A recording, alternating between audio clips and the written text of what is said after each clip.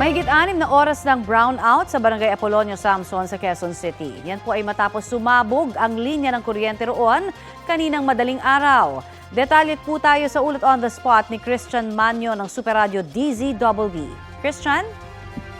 Connie, sa gitna ng mainit na panahon, ilang oras na nagpapaypay ang ilang residente sa Barangay Apolonio Samson sa Balintawak, Quezon City. Ito'y matapos may sumabog daw na linya ng kuryente sa kanilang lugar kung saan naaabot ng higit 100 bahay ang apektado. Ayon sa ilang residente, bandang alas 4 na madaling araw pa nawala ng kuryente at hindi pa rin naibabalik hanggang sa mga oras na ito. Marami nang napuyat, may ilang hindi nakapasok sa trabaho, habang maraming estudyante rin ang apektado ang online learning. Tinitignan na ng Meralco ang sanhi ng pagsabog ng linya at hindi pa masabi kung anong oras maibabalik ang kuryente.